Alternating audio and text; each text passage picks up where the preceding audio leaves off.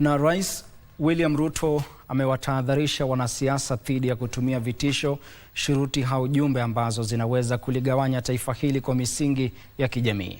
Rais alitoa hakikisho kuwa uchaguzi mkuu ujao utakuwa wa amani, huru, adili na haki, akisema kila Mkenya ana haki ya kikatiba ya kumchagua mwaniaji amtakaye bila mwingilio wowote au kuhujumiwa. Na jinsi mwanahabari wetu Abdiaziz Hashim anavyotuarifu, kiongozi wa chama cha ODM Oburu Oginga aliyehudhuria kikao cha utambuzi wa wazee wa jamii katika ikulu ya Nairobi amemuidhinisha rasmi rais kuwania hatamu ya pili ya uongozi kwenye uchaguzi mkuu.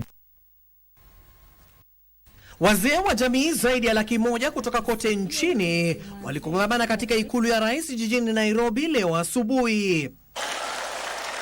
Rais William Ruto alichukua fursa hiyo kutangaza kwamba serikali ya Kenya Kwanza kuanzia sasa itawatambua rasmi wazee wa jamii katika kaunti zote na kuwalipa marupurupu ya kila mwezi ili waweze kujikimu. Beginning today, every village elder will receive a stipend. Hii sio bei ya uzalendo wenu. Uzalendo hauna bei. Hii ni ishara yetu kama serikali ya heshima ya taifa letu la Kenya kwenu na kutambua mchango wenu katika mambo ya uongozi ya taifa letu.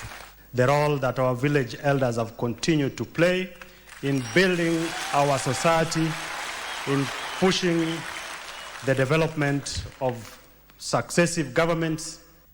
Na kwa mara nyingine rais aliahidi kuwajibikia uchaguzi mkuu wa amani, adili, huru na wa haki, huku akionya dhidi ya siasa za chuki zinazoegemea shuruti, unyanyasaji au migawanyiko ya kikabila.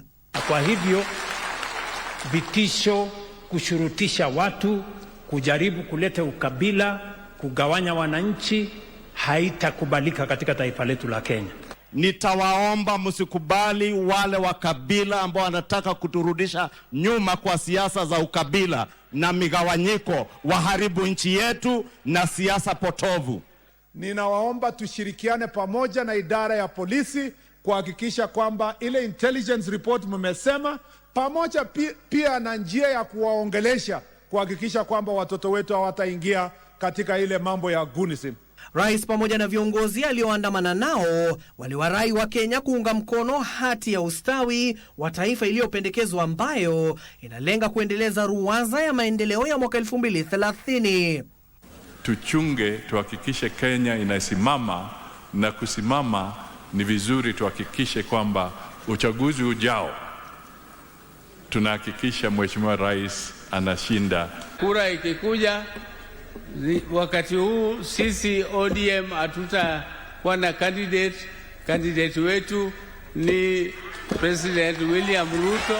All the other positions are negotiable, particularly number 2. Don't you think I deserve to be number 2? Because that is what our concern. Abdiaziz Hashim, Darubini.